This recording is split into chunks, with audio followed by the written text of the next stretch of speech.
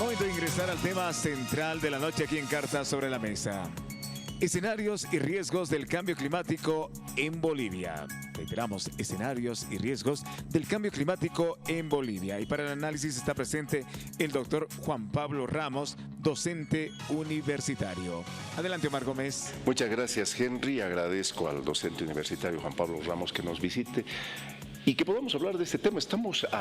Hoy es 2 de junio y el próximo 5 es Día del Medio Ambiente, precisamente. Juan Pablo, muchísimas gracias por la gentileza. No, Omar, a ti las gracias, un gusto volver al canal universitario. Y nos estamos viendo de tiempo, además. De tiempo, además, y además es nuestra casa, ¿no? Sí, en verdad. Un placer. Yo debo comentarles que Juan Pablo fue mi compañero de curso en economía. Sí, pues, estuve varios años estudiando economía. Estuvimos juntos, Sí. momentos muy gratos. A ver, Juan Pablo, primero, ¿cómo podemos ir? Veremos en forma global cómo está nuestro país en este momento, en términos de lo que significa nuestra adaptación. Yo no sé si utilizar el término adaptación, sino nuestra condición para enfrentar el cambio climático. Bueno, muy compleja, ¿no? Sí. Porque estamos entre los países más vulnerables. Vulnerables porque tenemos pocas capacidades de respuesta. La respuesta al cambio climático tiene que ver con tecnología, tiene que ver con financiamiento. Y también vulnerables, además de la tecnología, el financiamiento, es porque somos un país que está en la zona de mayor impacto del cambio climático, ¿no? Nosotros tenemos toda la cordillera de los Andes y es una de las cordilleras que más rápido se está retrayendo, solo por darte un ejemplo, ¿no? Entonces, y el derretimiento de los glaciares, ¿qué implica? No es solamente un problema ambiental, no es un problema solamente del glaciar, es un problema social, económico. Y político, Claro, también. y político, siempre lo ambiental está vinculado con lo político. Tú te das cuenta, hay comunidades que viven para el riego de parte de lo que son las lluvias y las aguas de los glaciares. Esas comunidades van a mermar en producción. ¿Qué van a hacer? Se ven obligadas a migrar. En este momento se habla de más de 100 millones de personas a nivel mundial que están migrando por problemas climáticos, fuera de todo lo que es problemas económicos, problemas bélicos, por problemas climáticos. Entonces tienes un panorama que si baja la producción de un producto puede afectar el índice de precios, dependiendo qué producto sea. Estás viendo lo que está sucediendo hoy día con el maíz a nivel del planeta. Pero además esas comunidades, cómo se ven afectadas. Los glaciares también alimentan parte del agua de las ciudades, ¿no? Pues sí. Imagínate que el consumo humano depende también de estos glaciares. Y adicionalmente, los glaciares también aportan para la producción hidroeléctrica, por el caso de Todo Songo, por ejemplo. Sí. Entonces tienes, solo por darte en el caso de los glaciares, un ejemplo complejo. Pero además el cambio climático nos pone como país vulnerable, siendo uno de los países que menor impacto genera a nivel global. No pasamos del 0.5%, 0.05% de aporte a nivel de emisiones de gases de efecto invernadero. Sin embargo, la paradoja es que los países que menos aportan son generalmente los países más vulnerables. Y Bolivia está en la lista de los países más vulnerables. Te pongo el ejemplo de los glaciares, pero tienes ejemplos en los bosques, lo que está sucediendo en la Amazonía, cada vez está más seca. Esto es complejo, muy complejo. Me tocó estar hace poco tiempo en la Amazonía y los compañeros que producen nos decían, se nos está doblando la planta de plátano por el calor y la sequía. Y cuando tú mirabas, evidentemente la planta de plátano se comenzaba a doblar. Y este fenómeno se está repitiendo con sequía en un lugar, con exceso de heladas en otro lugar, con granizadas en otro lugar. Es decir, no hay ninguna parte del territorio que esté exenta de los impactos del cambio climático. Hoy día, mientras estamos conversando, alguna comunidad está teniendo un problema de sequía, otra va a tener problemas en el próximo tiempo de incendios que están vinculados también con el cambio climático, porque al aumentar la temperatura, bajar la humedad, se vuelve todo mucho más fácil de incendiar. Entonces estamos en una situación compleja como país, bastante compleja por el cambio climático, tenemos poca capacidad tecnológica. Los países desarrollados, que son los comprometidos en el marco de las negociaciones a transferir tecnología y fondos, no están cumpliendo. Deberían transferir al menos el 1% de su Producto Interno Bruto a los países en vías de desarrollo más impactados. No lo están haciendo. Lo mismo sucede con la tecnología. Deberían transferirnos tecnología para la adaptación al cambio climático. ¿Y qué sucede? Que no lo hacen en nombre de que la tecnología es producida por empresas privadas. Entonces, que los estados no tienen tuición y la tecnología, por lo tanto, se tendría que pagar. Algo parecido, Omar, a lo que nos ha pasado con las vacunas. ¿Quién produce las vacunas? ¿Los estados? No, la producen las empresas privadas. Y ese monopolio de las empresas privadas ha hecho que los estados tengan que comprar las vacunas y en los estados ricos como Estados Unidos o países de Europa que han financiado inclusive la investigación. Ahora, sin embargo, eso no debería quitarnos de mente de que como bolivianos deberíamos tomar acciones, es decir, acciones institucionales a partir del Estado y de la propia sociedad. Y estas acciones obviamente deberían tener multidimensionalidad de escenarios, ¿no? Es decir, desde los propios escenarios educativos, de investigación, de acciones de políticas concretas en el plano productivo. ¿Cómo encuentras a nuestro Estado encarando este tema? Primero, como Estado, cualquier Estado debe asumir responsabilidad. Debe accionar rápidamente, ¿no? No puedes quedarte exento de una problemática tan acuciante. En Bolivia y en el mundo, la problemática del cambio climático es la principal amenaza, inclusive por encima de las guerras, ¿no? Entonces, esto en el mediano o largo plazo se va a convertir en catástrofes en diferentes partes del planeta, hambrunas, etcétera. Y los estados tienen que reaccionar. Y como tú dices, lo tienen que hacer multidimensionalmente. No es una respuesta en lo ambiental solamente, no es una respuesta en el tema de las emisiones, es una respuesta integral, articulada, multidimensional y multidisciplinaria. Tú tienes que abordar el tema desde la política pública, lo tienes que hacer desde la normativa, pero lo tienes que hacer también desde la generación de conciencia, desde la inversión necesaria para adaptación, desde la sensibilización. En realidad tienes que abordar el tema desde varias dimensiones. La adaptación, por ejemplo. La adaptación es un tema clave. No nos podemos adaptar per se al cambio climático, ¿no? Esa es una lógica de adaptarse per se, pero tenemos conocimientos culturales, tenemos pueblos indígenas que han vivido adaptándose toda su historia a cambios políticos, económicos y también ambientales. Hay que recuperar parte de esas lógicas.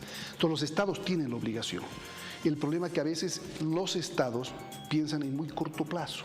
Los estados piensan los gobiernos más que los estados, piensan muy economicistamente, o sea, muy económicamente.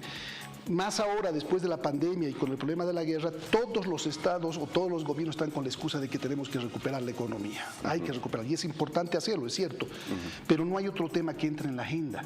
Y ese recuperar la economía puede ser impulsar exportación de productos masivos como la carne, por ejemplo, que puede generar estragos en ciertas regiones del país. Hay una lógica que me hace mucho recuerdo a lo que decía Víctor Paz en cierto momento, exportar o morir. Y esto está pasando en la China, está pasando en Guatemala, está pasando en Bolivia, está pasando en Perú, donde tú vayas, porque es la lógica muy enraizada del desarrollismo que tenemos, inclusive a partir de tener un indicador madre como el PIB. ¿Qué te dice el PIB? Producción de bienes y servicios durante una gestión. Y el PIB no puede dejar de crecer, porque si el PIB bajo esta lógica deja de crecer, no hay crecimiento y no hay desarrollo. Entonces la China tiene que seguir creciendo, Estados Unidos tiene que seguir creciendo, nosotros tenemos que seguir creciendo a costa de todo, porque el crecimiento significa una expoliación cada vez más de los ecosistemas, de los recursos naturales y también un consumo mayor. Entonces, mientras no rompamos con esa visión absolutamente desarrollista y muy economicista, es muy difícil salir. Lo que te decía, ahora los gobiernos están con la excusa de que tenemos que salir de la crisis. Es fundamental salir de la crisis económica, hay razones para aquello, pero la agenda la han cerrado al resto. Y entonces, en la medida que tú cierras la agenda a temas de salud, a temas de medio ambiente, estás generándote una crucifixión futura, porque tú te imaginas repetir el panorama del norte integrado de Santa Cruz. No es un panorama sencillo, es un panorama de certificación en gran parte del norte integrado de Santa Cruz, cada vez uso de mayores fertilizantes, porque ese no es no es necesariamente solo productivo agrícola, es de vocación forestal. Y eso se está comenzando a reproducir en el Beni, por ejemplo. Acá hace poquito han aprobado el nuevo plan de uso del suelo del Beni, y ese plan de uso del suelo es una emulación para alcanzar el modelo cruceño agroindustrial.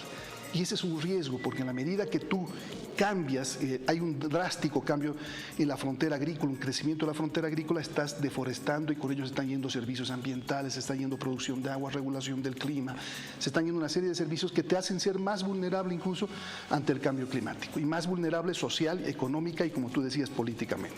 Ahora, y yo quiero retrotraer el tema. ¿Tú ves que las acciones del Estado están siendo lo suficientemente coherentes en este momento como para enfrentar el tema? No.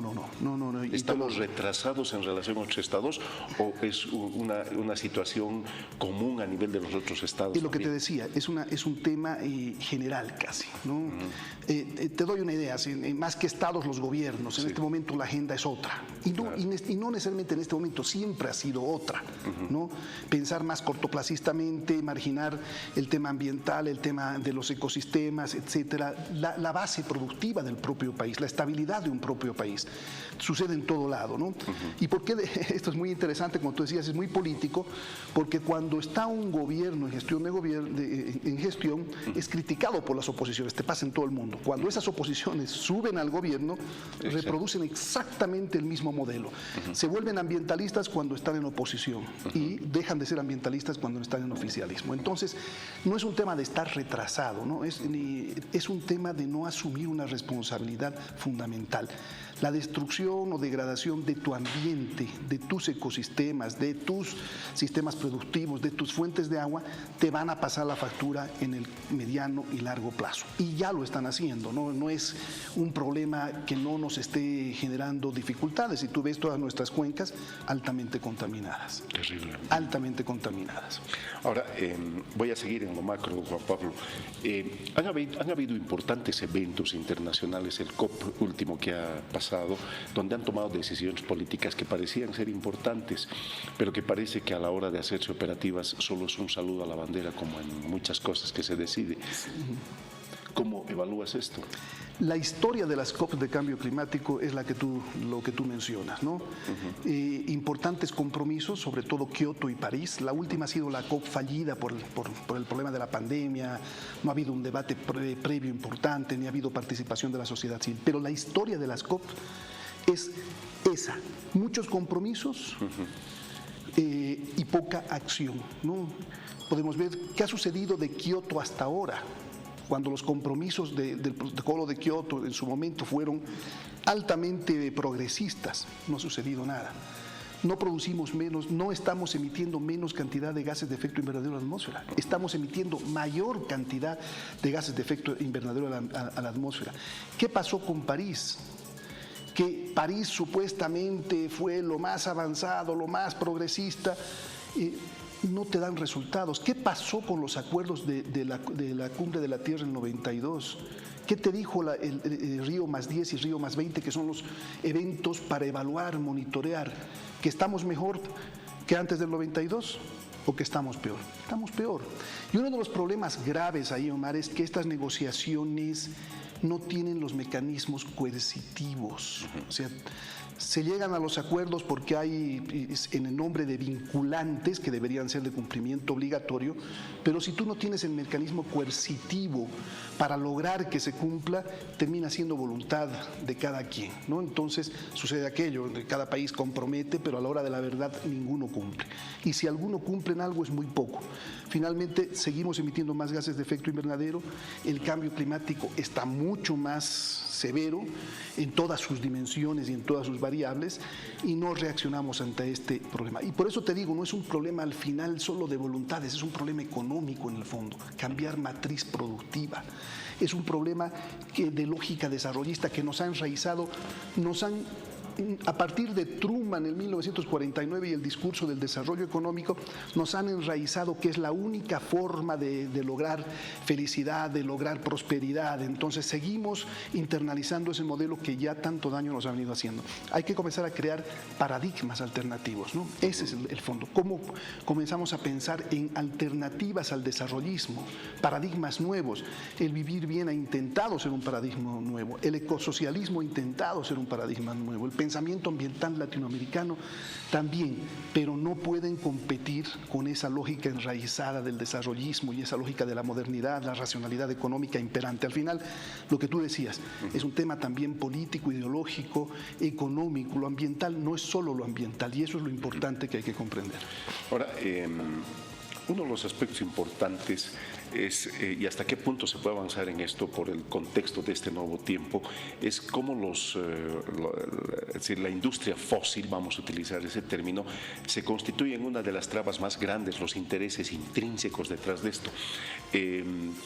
Dadas las características, el ritmo en el que estamos entrando al deterioro de nuestro medio ambiente, de degradación del planeta, ¿tú crees que están? Porque hay muchos científicos que dicen, al parecer ya no es tiempo, ya hemos pasado el momento del equilibrio fatal, dice. ¿Tú crees que todavía estamos en el momento de poder tomar acciones drásticas o ya es, dadas las características? Muy complejo, ¿no? Estamos aproximadamente, hemos incrementado 1.2 grados a nivel de lo que sería el fenómeno del cambio climático. En las negociaciones sobre cambio climático, en las COP, se ha planteado no superar los 2 grados, porque por encima de los 2 grados entraríamos en una situación que pocos modelos podrían inclusive predecir. Los científicos del IPCC, que es el grupo de científicos que trabajan para las Naciones Unidas en temas de cambio climático, es un grupo de primera y son muchos, plantean que no deberíamos superar el 1.5 grados. Es decir, ahí viene el reto, ¿estamos todavía a tiempo o no?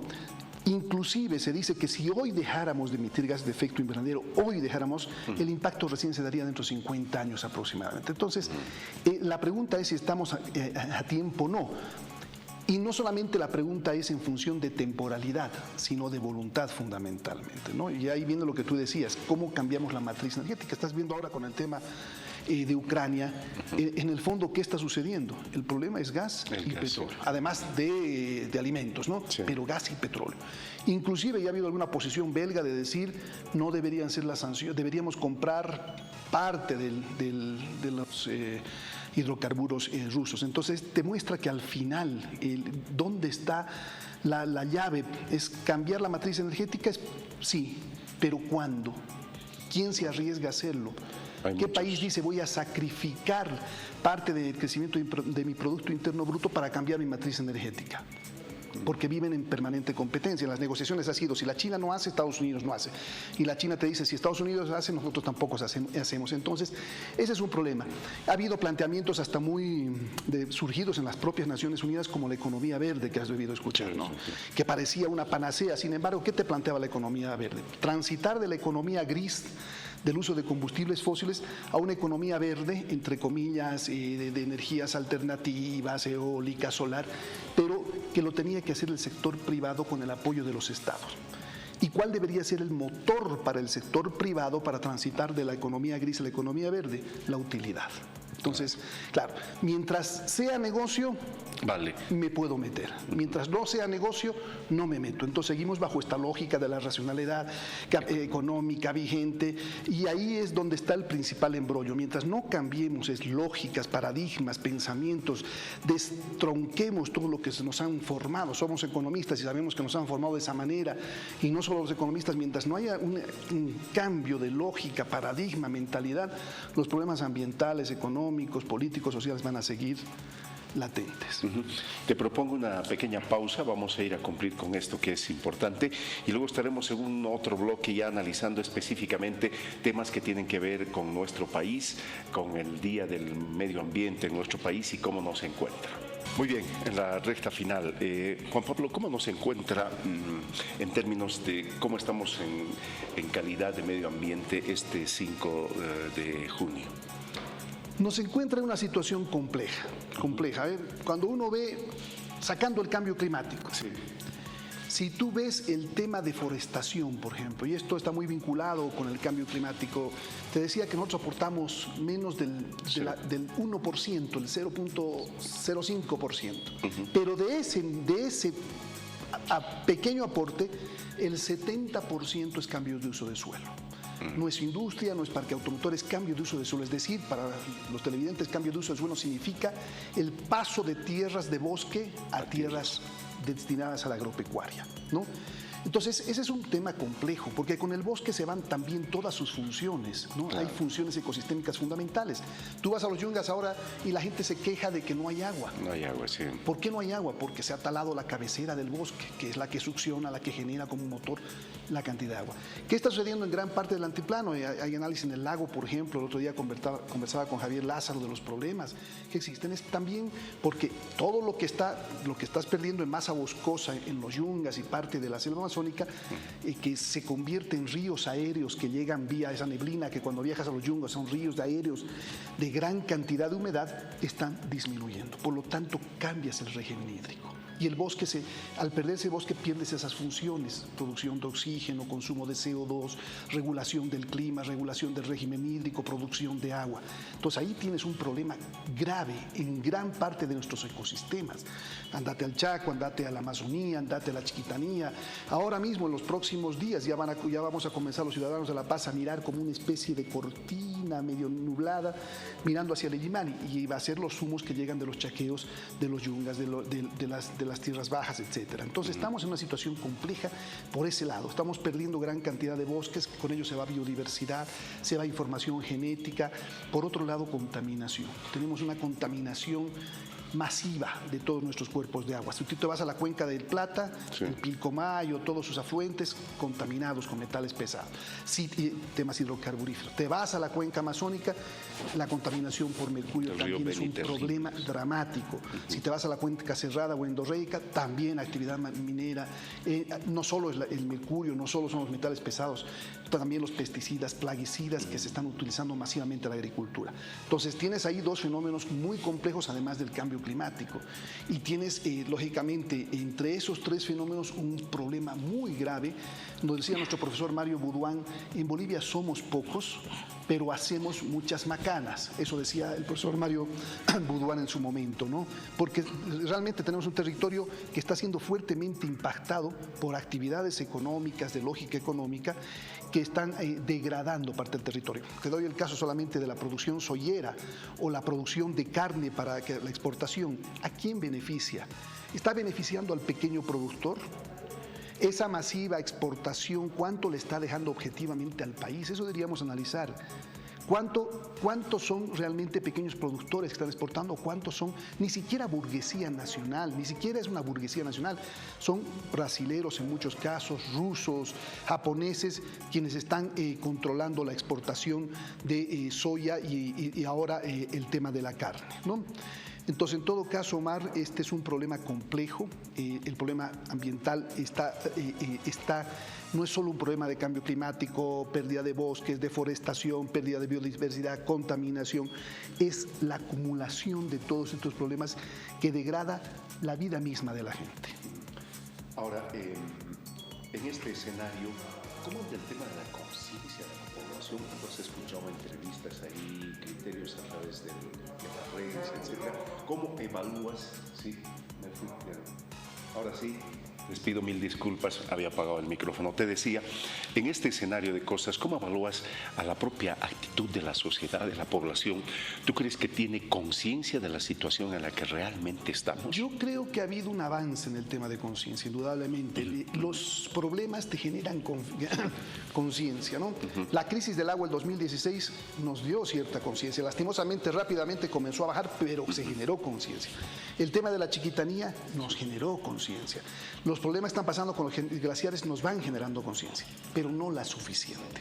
No tenemos la conciencia todavía de que el problema ambiental nos está generando problemas, porque a veces hay otros problemas más acuciantes como el económico, conseguir alimentación, y el problema ambiental lo ves, pero no lo sientes magnificado hasta que tienes un problema como la crisis del 2016 del agua, o tienes un problema muy puntual en alguna comunidad con una helada, granizada, o tienes una inundación o un deslizamiento. Entonces, los fenómenos climáticos, ambientales, en la medida que se hacen cada vez más intensos y más seguidos, nos están generando conciencia, no la suficiente.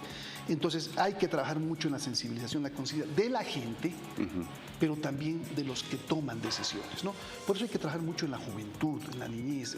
Hay que trabajar mucho con este actor porque es el que realmente va a tomar las riendas, porque tiene otra visión progresista. En las negociaciones de cambio climático, Mar, yo te cuento que por un lado negocian los países en los ámbitos de negociación oficial y por otro lado está la presión que viene desde las organizaciones sociales, ONGs, etcétera, pero fundamentalmente la juventud, ¿no? La juventud. Hay que movilizar a la juventud porque es más progresista en este sentido, es más consciente, tiene mayor sensibilidad y tenemos que trabajar porque ellos en algún momento asumirán responsabilidades que un poco van a dejar de lado a los que hemos sido formados en lógicas distintas, ¿no? Con poca comprensión de la problemática. Juan Pablo, te quedo infinitamente agradecido, que no sea esta la primera ni la última vez. Te vamos a ir convocando para temas más específicos porque seguramente ahí hay un arsenal de cosas que puedes transmitirnos y hacernos conocer. Gracias, Omar. Concluyo con esto, ¿no? Sí. Alguna vez nos decían, pero los ambientalistas nos están poniendo la paradoja de no producir y no vivir y no generar ingresos. No. No se trata, como dice el profesor Boaventura de Sousa, dice, no se trata de dejar de producir riqueza. Hay que producir riqueza, hay que producir bienestar, pero sin destruir riqueza y sin destruir bienestar. Eso es el reto. Gracias, Omar, y gracias al Canal 13, volviendo a nuestra casa, y saludos a todos los televidentes. Muchísimas gracias. Estábamos aquí con el doctor Juan Pablo Ramos, él es docente de nuestra institución, importante personalidad entendida en estos temas. Contigo, Henry.